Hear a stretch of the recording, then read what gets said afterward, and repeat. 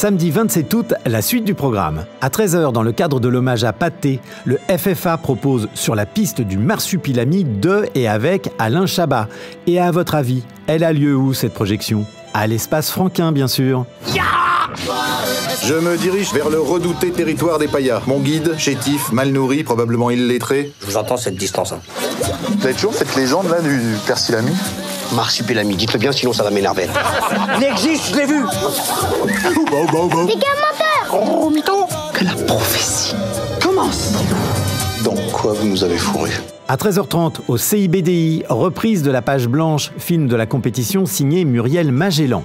À la même heure, à l'Éperon, autre film en compétition, Arlette de Marie-Lou Wolfe, une comédie drôle mais respectueuse sur les coulisses du pouvoir au Québec. Il faut dire que c'est une comédie dramatique, mais une comédie dramatique qui est très respectueuse de la politique, qui est très réaliste. C'est pas une comédie loufoque où on ridiculise les gens du gouvernement, pas du tout. Alors, je pense que cette approche-là leur a plu. C'était quand même assez proche de ce qu'ils vivent, je crois. Parce qu'on avait envie de traiter aussi, c'est les jeux de coulisses, comment ça se passe à l'intérieur même du gouvernement, comment les gens, quels sont les coups bas, quelles sont les stratégies, tout l'envers du décor un peu, c'était ce qu'on avait envie de traiter. À 14h, la compétition continue avec une nouvelle projection de Annie Colère de Blandine Lenoir. C'est au Nil.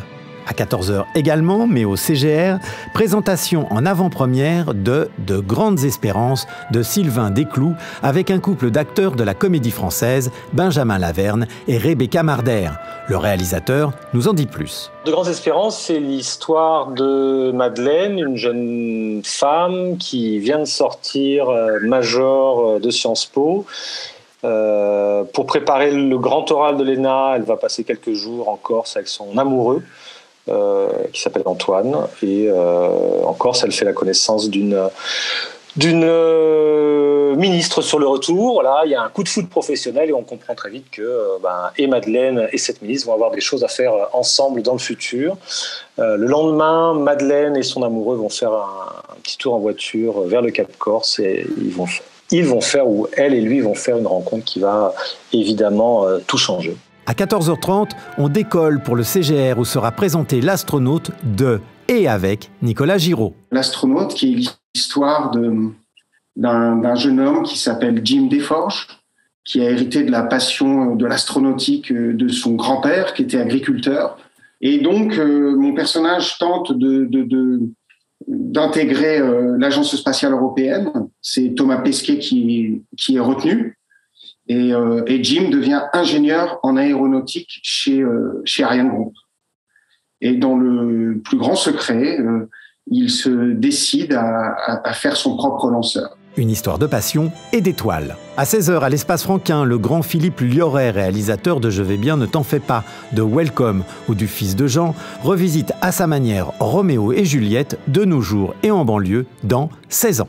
Nora et Léo, en 16 ans tous les deux, ils se rencontrent en classe de seconde. En un regard, tout est dit, sauf que le frère de Nora travaille comme manutentionnaire à l'hypermarché du coin, qu'il y a un vol qu'on croit responsable. Le directeur de l'hypermarché passe par là, le vire sur le champ.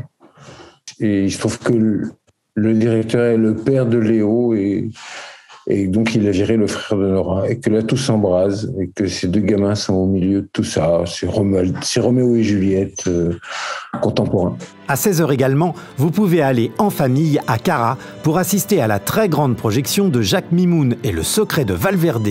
Une comédie d'aventure signée Ludovic Colbeau-Justin et Malik Bentala, qui est l'interprète principal de ce film, avec également Joséphine Japy, Jérôme Commandeur, François Damiens et Benoît Magimel.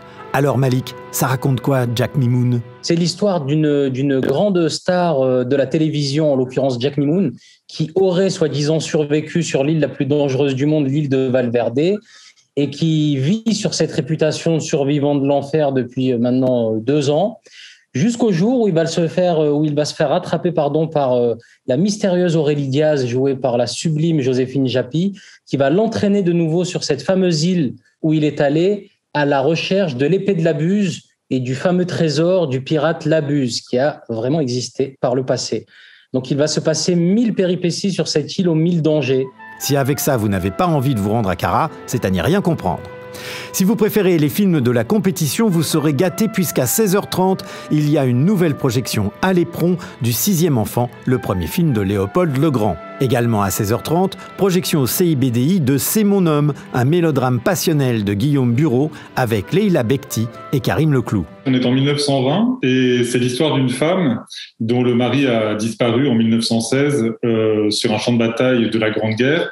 Et donc, elle ne croit pas qu'il est mort puisqu'il est disparu. Et un jour, elle voit la photo d'un homme dans le journal et cet homme est amnésique et il ressemble trait pour trait à son mari qui a disparu. Et donc, elle va à l'asile où il est réfugié et elle va le chercher, elle le ramène chez elle jusqu'à ce qu'un jour, une autre femme se présente aussi à l'asile et réclame cet homme comme étant son mari et elle aussi a des preuves. À 17h, nouvelle projection en compétition du Bleu du Caftan de Mariam Touzani au Nil. Alors qu'au CGR, à la même heure, on pourra découvrir Les Femmes du Square de Julien Rambaldi avec Eye Haïdara, Ahmed Silla ou Léa Drucker. Et l'heureux réalisateur nous pitche son nouveau-né. C'est l'histoire d'une femme, surtout qui s'appelle Angèle, qui magouille, qui survit à Paris, je dirais, qui est d'origine, qui est ivoirienne, et qui pour se débarrasser d'affaires qui lui causent pas mal de problèmes, accepte le métier de garde d'enfants en fait, et elle va découvrir, je dirais, tout le monde de ces femmes qui gardent nos enfants. On se retrouve plus tard pour la suite du programme.